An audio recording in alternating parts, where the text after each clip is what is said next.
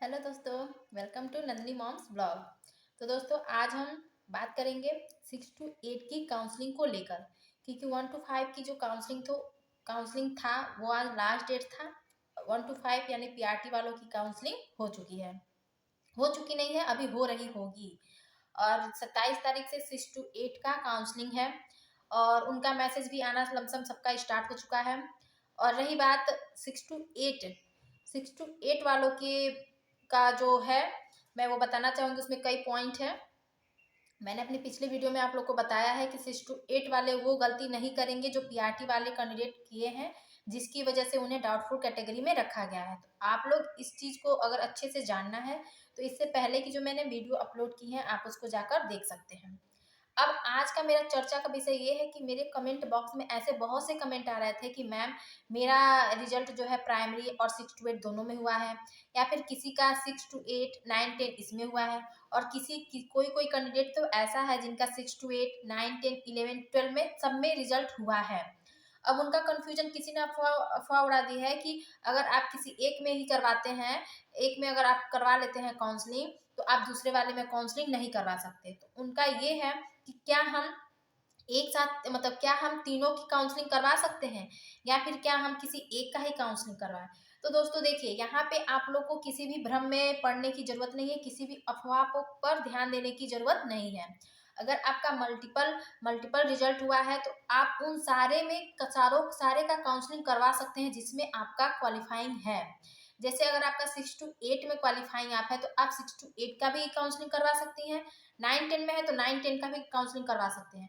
और अगर आपका 11 12 में भी है तो आप 11 12 का भी काउंसलिंग करवा सकते हैं। आप तीनों में काउंसलिंग करवा सकते हैं। अगर दो में आपका रिजल्ट हुआ है तो दोनों का काउंसलिंग करवाइए, तीन में रिजल्ट हुआ है तो तीनों में काउंसलिंग करवाइए।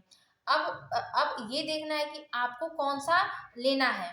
तो आप अपने काउंसलिंग करवाने के बाद आपको जब ट्रेनिंग में तो सबको एक साथ ही भेजी जाएगी। तो ट्रेनिंग में भेजने के बाद आप डिसाइड कीजिएगा कि आपको किस क्लास के लिए ज्वाइन करना है। तो मेरा मानना यह है कि अगर आपका 11 12 में हुआ है तो आप लोग 11 12 को ही प्रेफर दीजिए।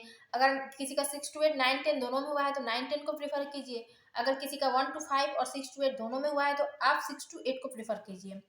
तो ये आपका मल्टीपल रिजल्ट का जो कंफ्यूजन था, आई होप कि आपका दूर हो गया, क्योंकि हमारे बिहार के वरिष्ठ पत्रकार जो है रजनीश सर, आप सबने रजनीश सर का नाम सुना ही होगा।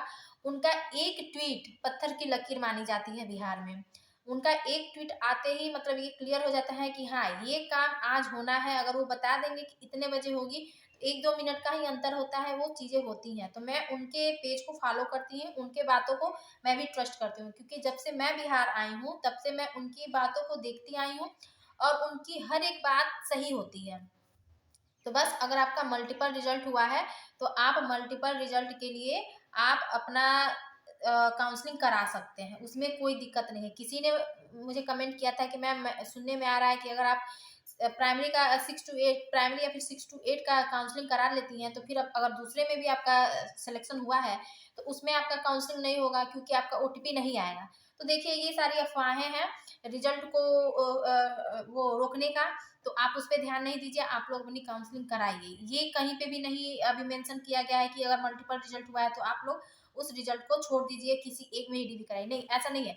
हाँ, आप काउंसलिंग कराने के बाद किसी एक को ही ज्वाइन कर सकते हैं।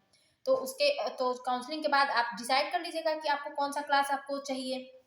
तो आपका मल्टीपल रिजल्ट का जो भी प्रॉब्लम था वो हो गया, मुझे लगता है सॉल्व। आप लोग आराम से बेझिझक होकर अपनी काउंसलिंग कराइए। मल्टीपल रिजल्ट आया है तो अपनी काउंसलिंग कराइए।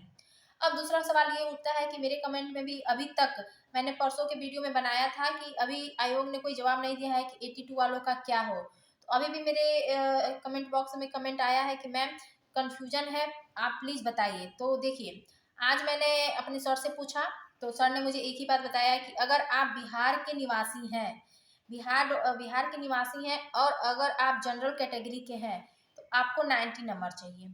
अगर आप ओबीसी में हैं तो आपका ओबीसी में 82 नंबर है, तो आपको काउंसलिंग के लिए जाना चाहिए। और अगर आप एससी या फिर एसटी कैटेगरी के हैं तो आपको उसके लिए 75 नंबर चाहिए। तो अब आप लोग देख लीजिए कि आपकी कैटेगरी क्या है। आपकी कैटेगरी के अनुसार जनरल 90, ओबीसी 82 प्लस या फिर 82 या फिर 82 प्लस, और SC और ST होंगे उनके लिए 75 प्लस नंबर या फिर 75 नंबर चाहिए। तो आप लोग देख लीजिए कि आप लोग किस कैटेगरी के हैं और आपका नंबर क्या बैठ रहा है, तो उसके अकॉर्डिंग आप लोग जाइए अपनी DV कराइए। और अगर उसी में अगर आप अदर स्टेट के कैंडिडेट हैं, जैसे उत्तर प्रदेश के हैं, झारखंड के हैं, वेस्ट बंगाल के हैं, गुजरात के हैं, दिल्ली के हैं, तो आपको सीटेट में 90 नंबर प्लस ही चाहिए, क्योंकि आपके लिए कोई रिजर्वेशन नहीं है कि आपको 82 नंबर पे हो जाएगा। तो अदर स्टेट के जो भी कैंडिडेट हैं, अगर वो सोच रहे हैं कि मेरा 82 नंबर है और मेरा काउंसलिंग हो जाएगा, तो आपकी काउंसलिंग नहीं होगी। अदर स्टेट वालों को 90 प्लस नंबर ही चाहिए, या फिर 90 हो या फिर 90 प्लस नंबर हो, क्योंकि उनका 60% नोटिफिकेशन में भी निकला हुआ है और 60% अगर 150 में निकाला जाए तो 90 नंबर आता है। तो आपको उसके लिए चाहिए, अदर स्टेट वालों को 90 नंबर चाहिए। तो ये हो गया सीटेट में 82 नंबर का कंफ्यूजन। मुझे लगता है कि अब आपका दूर हो गया होगा। सॉरी। अब है कि क्लास 6 to 8 में क्या क्या डॉक्यूमेंट लगेंगे, क्या उनका डॉक्यूमेंट अलग है या फिर सेम जैसे PRT वालों का डॉक्यूमेंट लगा सेम वही लगा। तो दोस्तों देखिए, आपने जो भी ऑनलाइन करते समय जो भी फॉर्म अपलोड किया है, जो भी डॉक्यूमेंट को अपलोड किया है, आपको वही डॉक्यूमेंट सारे काउंसलिंग के समय भी लगेगा। तो अगर आपने जो जो भी डॉक्यूमेंट अपलोड किया है उसका वाटर मार्क भी अब तक आप लोगों ने निकाल लिया होगा। तो वाटर मार्क आप लोग कलरफुल ही निकालिएगा, सादे के चक्कर में नहीं पड़िएगा, क्योंकि अब आपको वो कलरफुल कागज ही आपका वाटर मार्क वाला हर जगह लगेगा। तो आप लोग कलरफुल पेज वाटर मार्क वाला निकाल लीजिएगा और आपका जो अपलोड किए हैं वही आपका सारा डॉक्यूमेंट लगेगा।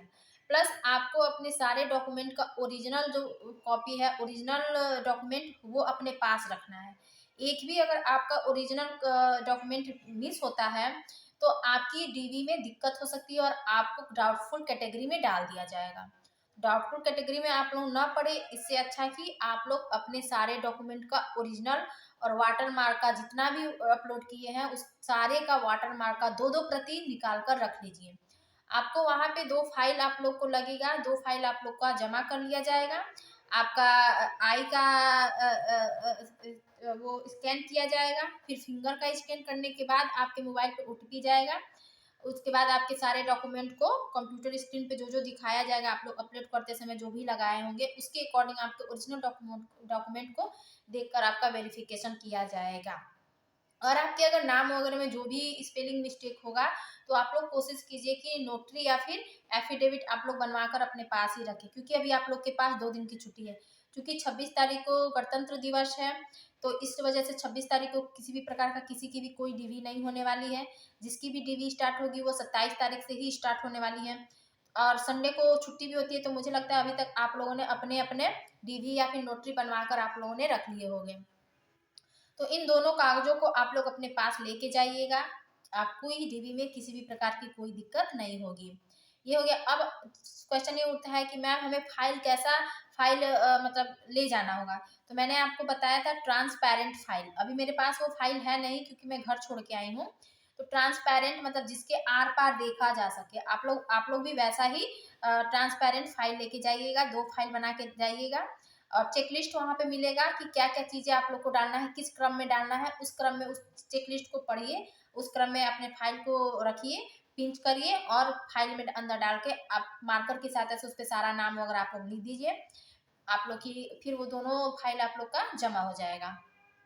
तो ये रहा आप 6 to 8 के लिए टोटल मार्गदर्शन, क्योंकि 6 to 8 में भी यही प्रोसेस होने वाला है और मेरे यहाँ बगल में ही है, तो मुझे पता है कि कैसे क्या हो रहा है। तो मैं डेली देखती भी हूँ कि भीड़ भाड़ लगी रहती है, मैं वहाँ पे जा नहीं सकती क्योंकि मेरा यहाँ पे कोई काम है नहीं, तो मैं अंदर नहीं जा सकती, अंदर वीडियो भी नहीं बना सकती क्योंकि अभी नया नया है, तो मुझे अच्छा नहीं लगता है बाहर वीडियो बनाना। तो बस आज का जानकारी यही था। तो ऑल द बेस्ट आप लोग क्लास 6 to 8 के लिए जो भी अभ्यर्थी सेलेक्टेड है उनको मेरी ढेर सारी शुभकामनाएं और आप लोग की DV बहुत अच्छे से हो। आप लोग सारे डॉक्यूमेंट अपने अच्छे से 1-2 बार चेक कर लीजिएगा और फिर आप लोग जाइए अपने काउंसलिंग स्थल पे और अगर कुछ अच्छा हुआ हो मेरे अकॉर्डिंग, आप लोग की डीवी अगर हुई हो तो प्लीज़ कमेंट बॉक्स में मुझे ज़रूर बताइएगा कि आपकी डीवी कैसे हुई। चलिए आज के लिए इतना ही, बाय।